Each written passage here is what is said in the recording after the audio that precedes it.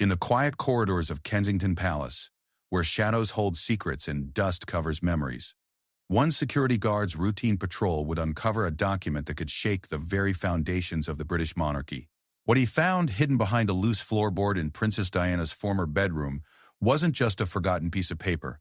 It was a legally binding will that could strip Prince William of his inheritance and change the line of succession forever. 26 years after Diana's death, her final wishes were about to surface, and the royal family would never be the same again. The guard's hands trembled as he read words that Diana had written in secret, words that revealed shocking truths about royal finances, hidden bank accounts, and a different vision for her son's futures. What Diana discovered before her death about the royal family's darkest secrets was now threatening to destroy everything the monarchy had built. This is the story of how one man's curiosity unlocked a mystery that would divide a nation, challenge ancient traditions, and force the royal family to confront the truth they had buried for decades. The question isn't whether Diana's will is real. It's whether the monarchy can survive what she revealed. The autumn rain drummed against the tall windows of Kensington Palace as James Mitchell completed his third security round of the evening. For 15 years, he had walked these same corridors, his footsteps echoing through halls that held centuries of royal history. Tonight felt different somehow, though he couldn't explain why. The air seemed heavier, charged with an energy that made the hairs on his arms stand up. James was not a man given to imagination. At 52, he had served in the military before taking his position with palace security. He believed in facts, procedures, and following orders. But as he approached the wing that once housed Princess Diana's private apartments, something made him pause. The door to her former bedroom had been left slightly open, which was unusual. Standard protocol required all rooms in this section to remain locked after the evening cleaning staff had finished their duties. He pushed the door open carefully, his hand automatically reaching for the radio clipped to his belt. The room looked exactly as it always did, pristine, museum-like, with white dust covers draped over furniture that had once been touched by the people's princess. The cleaning staff had been thorough as always, yet something felt wrong. James stepped inside, his trained eyes scanning the room methodically. Everything appeared to be in its proper place. The ornate mirror still hung above the marble fireplace. The heavy curtains were drawn tight against the October evening. The Persian carpet lay smooth and undisturbed beneath the protective plastic runners that allowed staff to move through without leaving traces. It was then that he noticed it. A corner of the plastic runner near the far wall had been lifted and not quite properly replaced. It was a small detail that most people would have missed, but James's military training had taught him to notice everything. He knelt down and lifted the plastic sheeting, revealing a small section of the wooden floor beneath. One of the floorboards looked different from the others. While the surrounding wood had aged to a uniform golden brown, this particular board appeared to have been removed and replaced more recently. The nail heads were slightly newer, their metal still bearing a faint shine that the others had lost to time. James glanced around the room once more, ensuring he was alone. His curiosity was stronger than his usual adherence to protocol. Using his pocket knife, he carefully worked at the edges of the suspicious board. It came up easier than expected, revealing a small cavity beneath that had been hollowed out of the supporting beam. Inside the hidden space lay a manila envelope, yellowed with age but still intact. James' heart began to race as he realized what he might have discovered. With trembling fingers, he lifted the envelope from its hiding place. It was heavier than expected, and he could feel multiple documents inside. The envelope bore no markings on the outside, but when James carefully opened it, he found a collection of papers that made his breath catch in his throat. On top was a document with official letterhead from a prestigious London law firm, dated just 3 months before Princess Diana's death. The heading was unmistakable: Last Will and Testament of Diana Frances Spencer, Princess of Wales. James sank back on his heels, the weight of his discovery settling over him like a heavy blanket. This was no ordinary will. As he carefully unfolded the document, his eyes quickly scanned the typed pages. What he read made his hands shake even more violently. The will contained provisions that differed dramatically from the publicly known version of Diana's final testament. According to this document, Diana had made significant changes to her bequest just months before her death.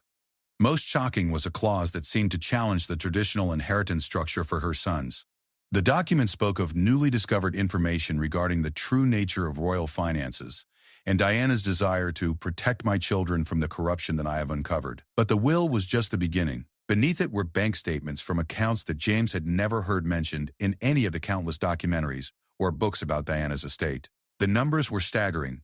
Millions of pounds held in accounts across several countries, funds that seemed to have no connection to Diana's known wealth. There were also photographs, dozens of them, showing Diana in meetings with men James didn't recognize.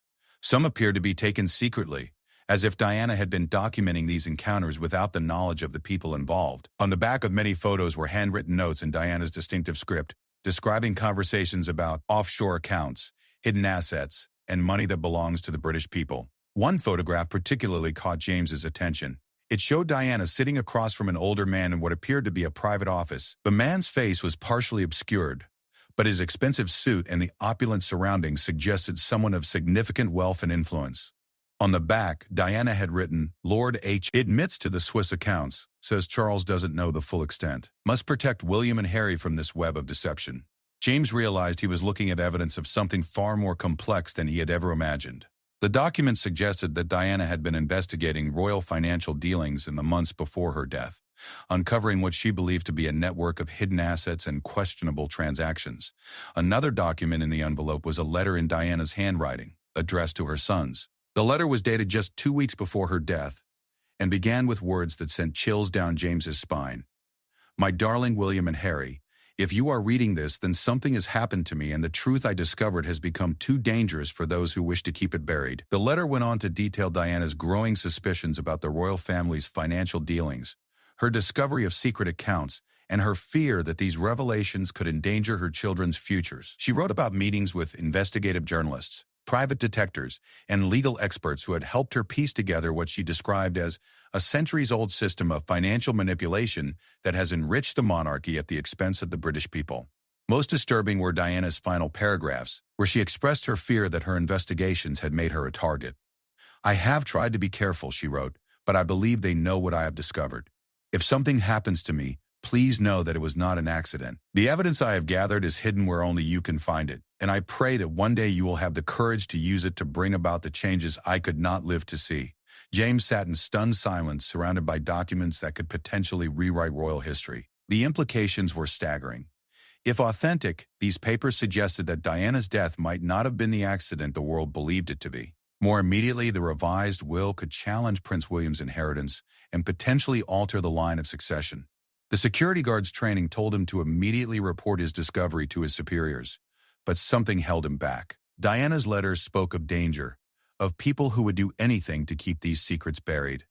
If that was true, then bringing this information to light could put not only himself but potentially Prince William and Prince Harry in jeopardy. James carefully returned all the documents to the envelope and sat back on his heels, his mind racing. Outside, the rain continued to fall, and somewhere in the distance, Big Ben chimed midnight. The palace around him seemed to hold its breath, as if the very walls were waiting to see what he would do with the explosive secret he had uncovered. He thought about his own children, now grown adults with families of their own. What would he want them to know if he had discovered something that could change their lives forever? What would Diana want him to do with the truth she had died trying to protect? The answer came to him slowly, but with growing certainty. Diana had hidden these documents for a reason, and she had clearly intended for them to be found someday. She had trusted that whoever discovered them would have the courage to act on the truth she had uncovered. James realized that fate had made him the guardian of one of the most significant secrets in modern royal history. But as he prepared to leave Diana's former bedroom, envelope clutched tightly in his hands, James couldn't shake the feeling that he was being watched. The shadows in the corners seemed deeper than before, and every small sound made him jump. Diana's warnings about danger suddenly didn't seem like the paranoid fears of a troubled princess. They felt very real and very immediate. James Mitchell had no idea that his discovery would set in motion a chain of events that would shake the British monarchy to its very foundations. All he knew was that he held in his hands the power to change history, and the responsibility that came with that power was terrifying. As he made his way back through the quiet corridors of Kensington Palace, James made a decision that would define the rest of his life. He would not report his discovery immediately. Instead, he would take time to study the documents more carefully, to understand their full implications, and to decide how best to honor Diana's final wishes. Behind him, Diana's former bedroom returned to its silent vigil, keeping watch over secrets that had already begun to stir in the darkness. The truth that Diana had died protecting was finally free, and there would be no stopping the storm that was about to break over the royal family. James Mitchell barely slept that night. The manila envelope lay hidden beneath loose floorboards in his own modest London flat, but its presence weighed on him like a physical burden. Every creak of the old building made him jump. Every shadow outside his window seemed to hold a threat. By dawn, he had made a decision that would change everything. Taking personal leave from his security position, James told his supervisor that he needed time to deal with a family emergency. It wasn't entirely a lie. The royal family was about to face the biggest emergency in its modern history, and James had become an unwilling member of that family through his discovery. His first stop was the British Library, where he spent hours researching the law firm whose letter had appeared on Diana's secret will. Whitmore, Blackthorne and Associates had been one of London's most prestigious legal firms for over 2 centuries, specializing in high-profile estate planning for the wealthy and powerful. What James discovered about the firm's history sent new chills down his spine. The founding partners had maintained close ties to the royal family for generations, handling sensitive legal matters that never made it into public records. More disturbing was what James found in newspaper archives from the late 1990s. 3 months after Diana's death, the firm's senior partner, Sir Edmund Whitmore, had died suddenly of a heart attack at the age of 52. He had been in perfect health just weeks before his death. James's military training had taught him that coincidences were often anything but coincidental. 2 people who had been involved in Diana's secret legal affairs, both dead within months of each other. The pattern was too obvious to ignore. Using the library's computer terminals, James began researching the bank accounts mentioned in Diana's hidden documents. What he found was a complex web of offshore holdings, shell companies, and trusts that seemed designed to obscure the true ownership of vast amounts of wealth. The accounts were based in Switzerland, the Cayman Islands, and Monaco, all locations known for their banking secrecy laws. But it was the amounts involved that truly staggered James. According to the documents Diana had compiled, these hidden accounts contained over £2 billion. The money appeared to have been accumulated over decades through a variety of sources: profits from royal estates that had never been declared to Parliament, dividends from investments made using public funds, and what Diana's notes described as payments from foreign governments for services rendered. The implications were breathtaking. If Diana's research was accurate, the royal family had been systematically hiding enormous wealth from the British people while accepting millions in taxpayer funding for their official duties. It was a level of deception that could topple not just individual royals but the entire institution of the monarchy. James spent his second day of research tracking down the men in the photographs Diana had hidden with her documents. Using facial recognition software available to the public through social media platforms, he gradually began to identify some of the faces. What he found confirmed his worst fears about the scope of the conspiracy Diana had uncovered. Several of the men were prominent figures in British banking and finance. Others were foreign nationals with connections to arms dealing, oil trading, and what appeared to be money laundering operations. All of them shared one common characteristic: they were extraordinarily wealthy and operated largely outside the oversight of any government agency. One photograph proved particularly revealing. The image showed Diana meeting with a man James eventually identified as Marcus Rothwell, a Swiss banker who had been investigated multiple times by international authorities for facilitating tax evasion and illegal money transfers. Rothwell had never been convicted of any crimes, but his client list reportedly included dictators, drug cartels, and terrorist organizations. Diana's handwritten notes on the back of Rothwell's photograph were especially damning. MR confirms royal family accounts used for weapons purchases. Says Charles personally approved transfers to African conflicts, money from British arms sales hidden in Swiss accounts. People are dying because of this blood money. James felt sick as he read Diana's words. The woman the world had remembered as a humanitarian and peace advocate had apparently discovered that her own family was profiting from the very conflict she had campaigned against. The landmine clearance work that had defined the final years of her life took on new significance when viewed through this lens. By his third day of research, James had begun to understand the full scope of what Diana had uncovered. The hidden wealth wasn't just about tax avoidance or personal greed. It was about power, the kind of power that came from having unlimited resources to influence governments, manipulate markets, and eliminate threats. Diana's secret investigation had revealed a shadow network that used royal connections to facilitate deals that would have been impossible through official channels. The monarchy's symbolic authority was being leveraged to provide legitimacy for transactions that enriched all parties involved, while bypassing the legal and ethical constraints that govern normal business operations. James found evidence of this network's activities spanning decades. Royal visits to foreign countries often coincided with significant financial transfers to the hidden accounts. State dinners and official ceremonies provided cover for private meetings where deals worth hundreds of millions were negotiated. Even charitable events had been used to launder money through fake donations and inflated expenses. The more James learned, the more he understood Diana's fear. She hadn't just stumbled onto a few secret accounts. She had discovered what amounted to a parallel financial system that operated beyond the reach of any law or oversight body. The people involved had accumulated not just wealth, but the power that comes from having compromising information about governments, businesses, and individuals around the world. It was on his fourth day of research that James realized he was no longer alone in his investigation. The first sign was subtle. A man in a dark coat who seemed to be reading a newspaper at a table near James's usual spot in the library. The man was there when James arrived, and still there when he left 3 hours later, yet James never saw him turn a page. The second sign was more direct. When James returned to his flat that evening, he found that someone had been inside. Nothing was obviously disturbed, but small details were wrong. A book moved slightly on the shelf, a kitchen chair not quite pushed in as far as he always left it, the bathroom towel hanging differently than his usual precise military fold. James immediately checked the hiding place where he had concealed Diana's envelope. It was still there, but the floorboard showed signs of having been pried up and replaced. Someone had found the documents, examined them, and carefully returned them to their hiding place. The message was clear. They knew what he had discovered, and they wanted him to know that they knew. That night, James sat in his darkened flat with a baseball bat across his knees, watching the street through a gap in his curtains. Diana's warnings about danger no longer seemed paranoid. They felt prophetic. But rather than frightening him into inaction, the surveillance had the opposite effect. It confirmed that Diana's discoveries were real and that the people she had threatened were still active. More importantly, it meant that the truth was worth killing for, which made it worth living for. James made a decision that night that would define everything that followed. He would not be intimidated into silence. Diana had died trying to protect this information, and he would honor her sacrifice by ensuring it saw the light of day. But he would need help, the kind of help that could only come from people with the power to challenge the forces that had kept these secrets buried for so long. The next morning, James began making the calls that would set in motion a chain of events beyond anything he could have imagined.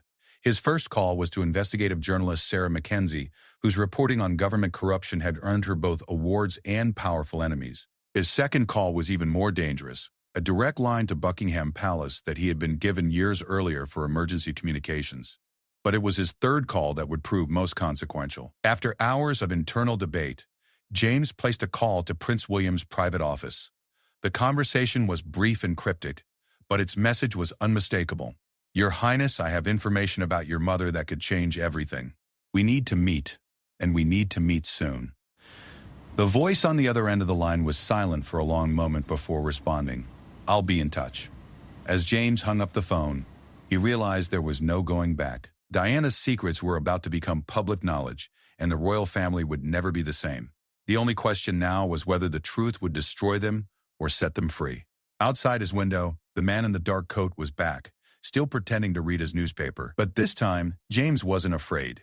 He had made his choice, and Diana's truth was finally going to have its day in court. The investigation that Diana had started with her life was about to be completed by a security guard who had never sought anything more than a quiet retirement.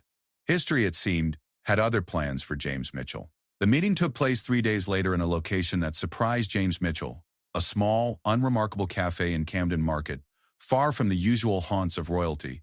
Prince William arrived 20 minutes late, dressed in jeans and a worn leather jacket, looking more like a university student than the future King of England. He wore sunglasses despite the overcast London morning and kept glancing nervously over his shoulder as he approached James's corner table. "You have 5 minutes," William said without preamble as he slid into the seat across from James. "My security detail thinks I'm buying vintage records for Catherine. They'll expect me back soon." James had rehearsed this moment dozens of times, but faced with Diana's son in person, the words caught in his throat. William looked so much like his mother, the same clear blue eyes, the same determined set to his jaw. For a moment, James could almost see Diana herself sitting across from him, and the weight of what he was about to reveal felt crushing. "Your Highness," James began, his voice barely above a whisper, "what I'm about to tell you will change everything you think you know about your mother's death." William's expression hardened. "My mother died in a car accident in Paris. I've spent 26 years accepting that fact. Whatever conspiracy theories you think you've discovered." "She left you a message," James interrupted, sliding a sealed envelope across the small table. "This is a copy of the letter she wrote to you and Prince Harry 2 weeks before she died. The original is hidden with documents that prove everything she suspected." William stared at the envelope as if it were a bomb. His hands remained flat on the table, making no move to pick it up. How do I know this is real? James had anticipated this question. From his jacket pocket, he produced a small, digital recorder. Your mother made audio recordings as well. She knew that handwriting could be forged, but her voice. He pressed play. Diana's familiar voice filled the small space between them, speaking words that made William's face go pale. My darling William, if you're hearing this, then my worst fears have come true. I've discovered something about our family that could destroy the monarchy, but I believe you have the strength to use this knowledge to rebuild it into something worthy of the people's trust. William's composure cracked. With trembling hands, he reached for the envelope and tore it open. James watched as the future king's world fell apart with every word he read. The color drained from William's face, his breathing became shallow, and his hands shook so violently he could barely hold the paper.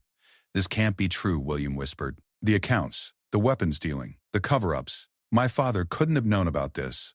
Your mother believed he did, James said gently. That you could use this information to clean house and restore the monarchy's honor. William looked up from the letter, his eyes now filled with tears. You said there were more documents? James nodded. Bank statements, photographs, recordings, legal documents. Your mother spent months investigating. She had help from lawyers, journalists, private investigators. She built a complete case. And you've seen all of it? Every page, Your Highness. Your mother discovered that the royal family has been hiding over £2 billion in offshore accounts, money that should have been declared to Parliament, money that came from arms deals, oil contracts, and payments from foreign governments, money that people died for. William sat in stunned silence for several minutes, reading and rereading his mother's letter. Finally, he looked up. What do you want from me? I want you to do what your mother couldn't, James replied. I want you to tell the truth. Do you have any idea what this would do to the monarchy, to my children, to the Commonwealth? James leaned forward, his voice intense. Your mother asked herself the same questions, but she decided that the truth was worth the risk. She believed that the monarchy could survive scandal, but it couldn't survive being built on lies. William folded the letter carefully and slipped it into his pocket. Where are the original documents? Hidden. Your mother was very careful about that. But I can take you to them. And who else knows about this? James hesitated. I've made contact with a journalist, Sarah Mackenzie from The Guardian. Your mother's notes mention her as someone who could be trusted. Christ, William muttered, running his hands through his hair. This is going to destroy everything. Or it could save everything, James countered. Your mother believed that the truth would set the monarchy free. She thought that by admitting past mistakes and returning the hidden wealth to the British people, the royal family could earn genuine respect instead of just inherited deference. William was quiet for a long time, staring out the window at the bustling market. Finally, he spoke. I need to see all of it. Every document, every recording, every photograph, and I need to see it today. James nodded. There's something else, Your Highness. The will your mother left with these documents is different from the one that was probated. It changes how her estate was supposed to be distributed. How? She left instructions for the hidden royal wealth to be donated to the charities she supported, landmine clearance, AIDS research, homeless shelters. She also established a trust for you and Prince Harry, but with conditions. What kind of conditions? You can only access the inheritance if you agree to make the financial records of the monarchy completely transparent. She called it the price of redemption. William laughed bitterly. Even in death, she's trying to force us to do the right thing. She loved you, James said simply. Everything she did was to protect you and your brother. By leaving us with an impossible choice, either destroy the monarchy by revealing its crimes, or live with the knowledge that we're benefiting from blood money. She left you with the choice to be heroes, James replied. The same choice she made when she decided to investigate in the first place. William stood up abruptly, his chair scraping against the floor. I need time to think. Your Highness, James called out as William started to leave, there's one more thing. The people who killed your mother, they know I found the documents. They're watching me, and now they'll be watching you too. William turned back, his face grim. What are you saying? I'm saying that once we start down this path, there's no going back. These people have killed before, and they'll kill again to protect their secrets. Your mother knew that, and she did it anyway. The question is, are you your mother's son? William stared at James for a long moment, then reached into his pocket and pulled out a business card. This is my private number. Call me in 2 hours. We're going to see those documents tonight. As William walked away, blending back into the crowd of market shoppers, James felt a mixture of relief and terror. The truth was finally coming to light, but the most dangerous part of the journey was just beginning. Back at his flat, James found a message on his answering machine that made his blood run cold. The voice was electronically distorted, but the message was clear. Mr. Mitchell, you have something that belongs to us. Return it, and you'll live to see another day. Continue down this path, and you'll join the princess. James erased the message and began packing. If Diana's killers were making direct threats, it meant they were getting desperate. That made them more dangerous, but it also meant they were running out of time and options. When his phone rang 2 hours later, James was ready. "I'll meet you at midnight." William's voice was steady, determined. "Bring everything." "And Mr. Mitchell?" "Yes, Your Highness. Thank you for giving me the chance to know who my mother really was." As James prepared for the most important night of his life, he thought about Diana's final words in her letter to her sons. "The truth is a light that cannot be extinguished once it begins to shine. I pray that you will have the courage to let it illuminate the darkness that has consumed our family for too long." Tonight that light would finally begin to shine. And once it did, nothing would ever be the same again. The game that had cost Diana her life was entering its final moves, and this time, the people she had died protecting would be the ones making the decisions. James only hoped that would be enough to finally bring justice for the people's princess. The abandoned warehouse in East London felt like the last place on earth where royal secrets should be revealed, but it was the safest location James could arrange on short notice. Prince William arrived exactly at midnight, accompanied by a single protection officer who remained outside. The future king looked older than he had that morning, as if the weight of impending truth had aged him years in a matter of hours. "Before we begin," William said, his voice echoing in the empty space, "I need to know that you understand what we're about to unleash. This isn't just about my family anymore. This affects every person in Britain, every member of the Commonwealth. Are you prepared for that responsibility?" James had spent the evening asking himself the same question. "Her mother was prepared for it," he replied. "She died for it. I think that makes the choice for us." William nodded grimly. "Show me."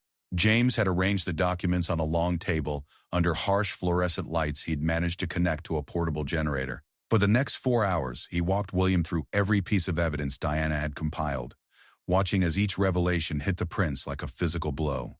The bank statements were the most damning, account after account, in Switzerland, the Cayman Islands, Monaco, and Jersey, all containing millions of pounds that had never appeared on any official royal financial disclosure. "This deposit here," James pointed to a transfer of £50 million dated just after a state visit to Saudi Arabia in 1985. "Your mother's notes indicate it was payment for facilitating arms sales to the region, the same weapons that were later used in conflicts where she was doing humanitarian work." William's jaw tightened. She must have felt like she was cleaning up her own family's messes. The photographs were even worse.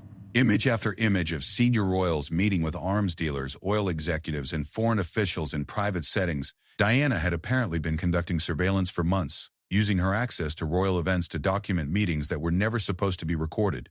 One photograph showed Prince Charles shaking hands with a man James had identified as Viktor Kozlov, a Russian oligarch with ties to weapons trafficking and human rights abuses. On the back, Diana had written, "C agrees to launder £200 million through royal estates, money from Siberian oil deals.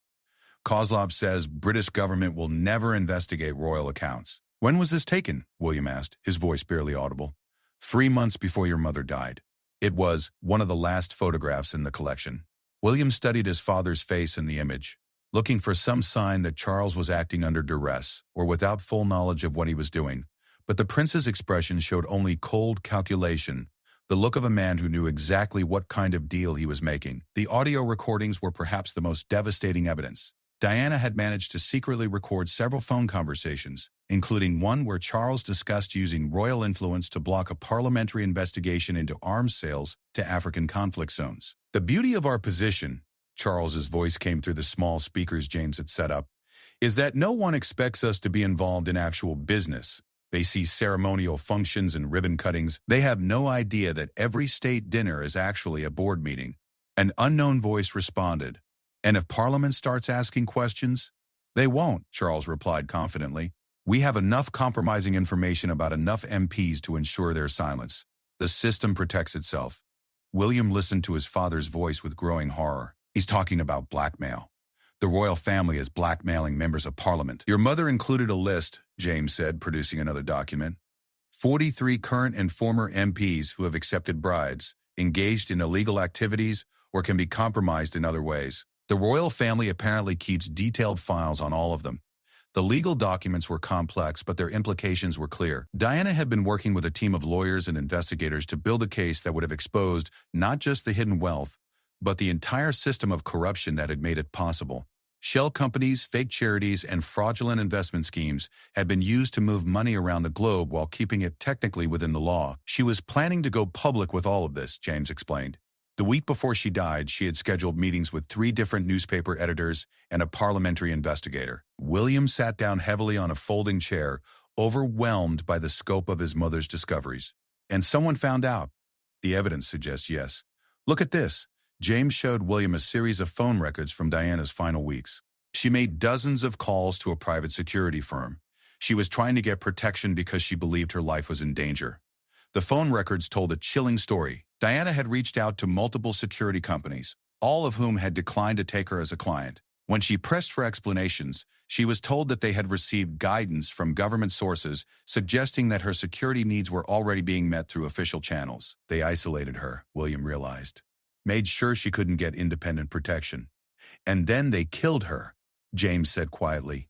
The final documents were the most personal. Letters Diana had written to her sons that were never meant to be sent. In these pages, she poured out her fears, her love, and her hopes for their futures. She wrote about her determination to leave them with a clean slate, even if it meant destroying the very institution they were born to inherit. "I know that what I'm doing may seem like I'm trying to hurt you," one letter read, "but I've learned that love sometimes means making terrible choices. I would rather see the monarchy fall than watch my sons become unknowing participants in the suffering of innocent people." In another letter she addressed William directly, "You have always been the responsible one, my darling. You understand duty and service in ways that Harry doesn't yet. But I need you to understand that true service means serving the people, not serving a system that exploits them. When the time comes, you must choose between preserving the crown and preserving your conscience. I pray you'll choose conscience." William read these words with tears streaming down his face. "She knew," he whispered. "He knew that this choice would fall to me." "She believed you would make the right choice," James said, "even if it cost you everything." As dawn broke over London, William sat surrounded by the evidence of his family's crimes, the weight of decision crushing down on him. Every document, every recording, every photograph pointed to the same inescapable conclusion. The British royal family had been systematically stealing from the British people for decades, and his mother had died trying to stop them. "What happens now?" William asked. James pulled out a phone and showed him the contact information for Sarah Mackenzie, the investigative journalist Diana had trusted. "Now we decide whether your mother died for nothing or whether she died to save the monarchy from itself." William stood up and walked to the warehouse window, looking out at the city his family was supposed to serve. In a few hours, he would return to his official duties: ribbon cuttings, charity events, the endless parade of ceremonial obligations that his father's recorded voice had dismissed as meaningless theater. But now he knew the truth behind the theater. Every royal event was a business meeting. Every state visit was a money transfer. Every charitable appearance was cover for activities that would have landed ordinary citizens in prison. "I need time," William said finally. "Give me 24 hours. Your Highness," James said carefully, "I should tell you that I'm not the only one who knows about these documents. If something happens to me, copies will automatically be released to journalists around the world." William turned from the window, his expression hard. "Are you threatening me?" "I'm protecting you," James replied. "And I'm protecting the truth. Your mother set up the same kind of safeguards. She knew that the only way to ensure these secrets would eventually come to light was to make their suppression more dangerous than their revelation." William nodded slowly. He understood the chess game his mother had been playing, and now he was being asked to make the final moves. As they prepared to leave the warehouse, William picked up one of the photographs of his mother, one showing her laughing with children at a hospital she had been visiting. For a moment, the future king looked like the young boy who had lost his mother too soon. "She really believed she could change everything, didn't she?" he asked. "She really did," James confirmed. "The question is, do you?" Prince William pocketed the photograph and walked toward the door. "Give me 24 hours, he repeated, "and then we'll find out if I'm Diana's son or Charles's." As they emerged into the pale morning light, both men knew that the next day would determine not just the fate of the British monarchy, but the future of truth itself, in an age where powerful secrets had become more dangerous than the people who kept them. The countdown to revelation had begun, and there would be no stopping what Diana had set in motion all those years ago, in the quiet corridors of Kensington Palace. The next 24 hours would become known as the longest day in modern royal history, though the public wouldn't understand why until much later. Prince William spent the morning in meetings that no courtier would ever record in the official court circular. His first stop was an emergency session with the Archbishop of Canterbury, followed by a private audience with the Prime Minister, and finally, most difficult of all, a confrontation with his father. Prince Charles was having breakfast in the morning room at Clarence House when William arrived unannounced. The future king's usual composed demeanor was nowhere to be seen. His face was haggard from a sleepless night, and his eyes held a hardness that his father had never seen before. "We need to talk," William said without preamble, dismissing the servants with a gesture that brooked no argument. Charles looked up from his newspaper with mild annoyance. "William, whatever this is about, surely it can wait until—" She knew. William's voice cut through his father's words like a blade. Mother knew everything, about the accounts, about the arms deals, about the blackmail. She knew it all, and she died because of it. The color drained from Charles's face. Very slowly, he set down his newspaper and looked at his son with an expression that confirmed everything William had hoped wasn't true. "How?" Charles asked quietly. William pulled out one of the recordings Diana had made and placed it on the breakfast table between them. "She was very thorough. 26 years of evidence, father. 26 years of crimes committed in the name of the crown." Charles stared at the device as if it were a cobra ready to strike. "You don't understand the complexities." "I understand that you've been stealing from the British people while they pay for your lifestyle," William interrupted. "I understand that you've been selling weapons to dictators while Mother was trying to clear the landmines those same weapons created. I understand that you've turned the monarchy into a criminal enterprise. It's not that simple." Charles's composure finally cracked. "Do you think I wanted any of this? Do you think I chose to inherit a system that was already broken beyond repair? The accounts, the arrangements, they were all in place long before I was born. I was trying to manage something that was unmanageable. By making it worse, by expanding it, by murdering your own wife when she tried to stop it." The accusation hung in the air between them like a death sentence. Charles aged 10 years in the span of a single breath. I didn't order." Charles's voice was barely a whisper. "Yes, there were people who felt she had become a threat. Yes, there were discussions about how to manage the situation. But I never explicitly authorized, but you didn't stop it either." William's voice was cold, final. "When you learned what they were planning, you let it happen." Charles buried his face in his hands. She wouldn't listen to reason. She was going to destroy everything. The monarchy, the Commonwealth, the entire system that has kept Britain stable for centuries. Millions of people depend on the institutions we represent. Millions of people have been betrayed by those same institutions. William pulled out one of Diana's photographs showing Charles shaking hands with the Russian arms dealer. "This man's weapons have killed children, father. Children that Mother held in her arms in hospitals around the world." The photograph seemed to break something fundamental in Charles. For several minutes, he sat in complete silence, staring at the image of himself, making a deal with a man he now seemed to see clearly for the first time. "What do you want from me?" Charles asked finally. "I want you to abdicate. Today, this morning, before noon." Charles looked up sharply. "William, you can't be serious. The constitutional crisis alone will be nothing compared to the crisis when this information becomes public. And it is going to become public, father. The only question is whether the royal family faces it with dignity or gets dragged through it kicking and screaming. If you release those documents, you'll destroy yourself as well. You'll inherit nothing but scandal and debt." William smiled for the first time since discovering his mother's secrets. "Actually, I'll inherit exactly what Mother wanted me to have. The chance to rebuild the monarchy on a foundation of truth instead of lies." Charles stared at his son, as if seeing him clearly for the first time. "You're not going to try to cover this up. I'm going to do exactly what Mother would have done if she had lived. I'm going to return every penny of the hidden wealth to the British people, cooperate fully with criminal investigations, and establish complete financial transparency for the royal family. And I'm going to start by honoring the real will she left behind. That will, the one she hid, it was never legally probated. It has no standing. It will once I make it public. The media attention alone will force a legal review. But more importantly, it represents her true wishes. The wishes of a woman who died trying to protect her sons from inheriting a legacy of blood and corruption." Charles stood up from the table, suddenly looking every one of his 75 years. "Do you have any idea what you're asking me to do? I've spent my entire life preparing to be king, and I've spent mine preparing to be worthy of Mother's sacrifice. One of us has to choose integrity over inheritance. It might as well be me." The two men stared at each other across the breakfast table, representatives of two completely different visions of what the monarchy could be. Finally, Charles walked to his desk and pulled out a piece of official letterhead. "If I do this," he said, his pen hovering over the paper, "there's no going back. The moment I sign this abdication, everything changes." Everything changed the moment Mother decided to tell the truth. We're just finally catching up to her.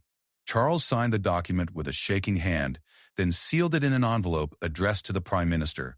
As he handed it to his son, he asked quietly, "What happens to me now?"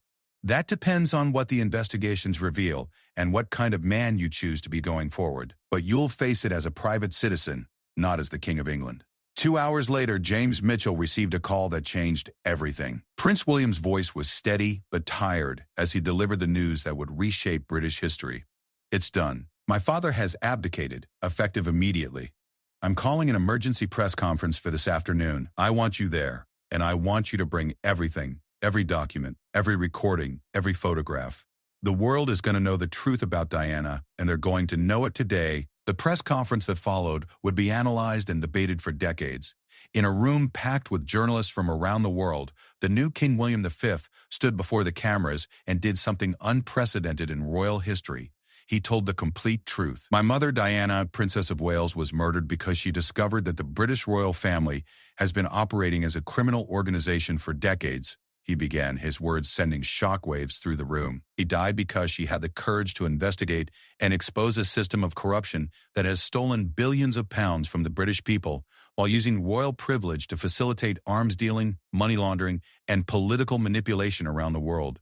For the next 2 hours, William methodically presented the evidence his mother had died protecting. He played audio recordings of his father discussing bribes and blackmail. He showed photographs of secret meetings with arms dealers and foreign agents. He revealed bank statements documenting hidden wealth that should have belonged to the British people. But most importantly, he read aloud from Diana's final letter to her sons. "I know that what I'm asking of you may seem impossible. I know that telling this truth may cost you the throne, the titles, and the lifestyle that you were born to inherit. But I also know that the crown is worthless if it sits on the head of someone who has compromised their conscience to keep it. I would rather see my sons as honest commoners than as corrupt kings." As William finished reading his mother's words, the room fell into stunned silence. Finally, a journalist from the BBC raised her hand. "Your Majesty, what happens now? Will you also abdicate?" William's answer would define the future of the British monarchy. "I will serve as king for as long as the British people want me to, but only under completely new terms. Every penny of hidden royal wealth will be returned to the treasury. All royal financial records will become public documents. The royal family will live on the civil list approved by Parliament and nothing more. We will serve the people instead of serving ourselves." "And if Parliament decides that the monarchy should be abolished altogether," another journalist asked, "then we'll have earned that fate, and I'll accept it with dignity." The immediate aftermath was chaos. Financial markets crashed as the scope of royal corruption became clear. Parliament went into emergency session. Calls for abolition of the monarchy reached fever pitch. But something unexpected began to happen in the days that followed. Public opinion polls showed that while anger at the royal family was universal, support for King William V was actually growing. His decision to expose his own family's crimes, to return stolen wealth, and to submit to complete oversight was seen as an act of unprecedented courage and integrity. Sarah Mackenzie, the journalist who helped verify Diana's evidence, wrote in The Guardian, "We are witnessing either the end of the British monarchy or its rebirth. King William V has chosen to save the crown by destroying everything corrupt about it. Whether that gamble pays off will depend on whether the British people believe that truth and transparency are more valuable than tradition and ceremony." 6 months after Diana's secrets were revealed, King William V oversaw the distribution of £2.8 billion to British charities, exactly as his mother's hidden will had specified.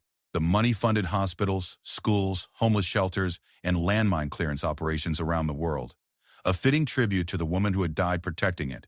James Mitchell, the security guard who had started it all, was given the Order of the British Empire in a private ceremony. When asked by reporters if he regretted his decision to reveal Diana's secrets, he gave an answer that perfectly captured the transformation that had taken place. Princess Diana died believing that the truth could set the royal family free. King William proved she was right. Sometimes the greatest act of loyalty is refusing to protect the people you serve from the consequences of their own actions. Today, the British monarchy operates under the strictest financial transparency requirements in the world. Every penny is accounted for, every transaction is public, and the royal family lives modestly on funds approved by Parliament. It's not the same institution that Diana was born into, but it's the institution she dreamed it could become. In Kensington Palace, Diana's former bedroom has been converted into a memorial room where visitors can learn about her final investigation and the courage it took to expose corruption at the highest levels of British society. The floorboard where James Mitchell found her hidden envelope has been preserved behind glass, along with a simple plaque that reads, "The truth, once revealed, can never again be hidden." Diana, Princess of Wales, had always said she wanted to be remembered as the Queen of Hearts. In the end, she became something far more important: the conscience of a nation and the woman who saved the monarchy by destroying everything false about it. Her sons had finally inherited the legacy she truly wanted to leave them: the knowledge that integrity matters more than inheritance, and that true nobility comes not from birth, but from the courage to do what's right, no matter the cost.